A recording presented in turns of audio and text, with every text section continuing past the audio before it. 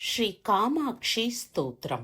ಮಂಗಳಚರಣೆ ಮಂಗಳವದನೆ ಮಂಗಳದಾಯಿನಿ ಕಾಮಾಕ್ಷಿ, ಗುರುಗುಹ ಜನನಿ ಕುರು ಕಲ್ಯಾಣಂ ಕುಂಜರಿ ಜನನಿ ಕಾಮಾಕ್ಷಿ, ಹಿಮಗಿರಿ ತನಯೇ ಮಮ ಹೃದಿ ನಿಲಯೇ ಸಜ್ಜನ ಸದಯೇ ಕಾಮಾಕ್ಷಿ, ಗುರುಗುಹ ಜನನಿ ಕುರು ಕಲ್ಯಾಣಂ ಕುಂಜರಿ ಜನನಿ ಕಾಮಾಕ್ಷಿ, ಗ್ರಹನುತ ಚರಣೆ ಗೃಹಸುತದಾಯಿನಿ ನವನವ ಭವತೆ ಕಾಮಾಕ್ಷಿ, ಗುರುಗುಹ ಜನನಿ ಕುರು ಕಲ್ಯಾಣಂ ಕುಂಜರಿ ಜನನಿ ಕಾಮಾಕ್ಷಿ, ಶಿವಮುಖ ವಿನುತೆ ಭವ ಸುಖದಾಯಿನಿ ನವನವ ಭವತೆ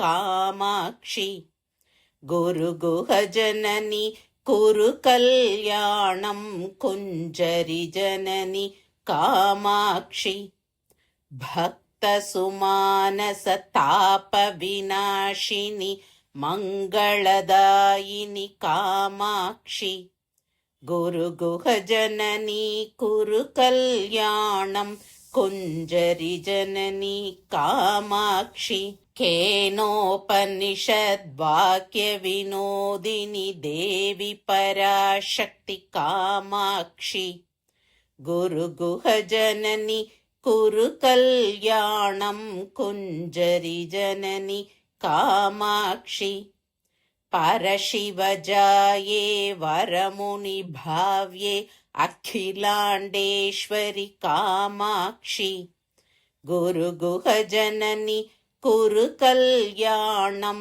ಕುಂಜರಿ ಜನನಿ ಕಾಮಾಕ್ಷಿ, ಹರಿದ್ರಾಮಂಡಲವಾಸಿನಿ ನಿತ್ಯ ಮಂಗಳದಾಯಿನಿ ಕಾಮಾಕ್ಷಿ, ಗುರುಗುಹ ಜನನಿ ಕುರು ಕಲ್ಯಾಣಂ ಕುಂಜರಿ ಜನನಿ ಕಾಮಾಕ್ಷಿ, ಗುರುಗುಹ ಜನನಿ ಕುರು ಕಲ್ಯಾಣಂ ಕುಂಜರಿ ಜನನಿ ಕಾಮಾಕ್ಷಿ, ಗುರುಗುಹ ಜನನಿ ಕುರು ಕಲ್ಯಾಣಂ ಕುಂಜರಿ ಜನನಿ ಕಾಮಾಕ್ಷಿ.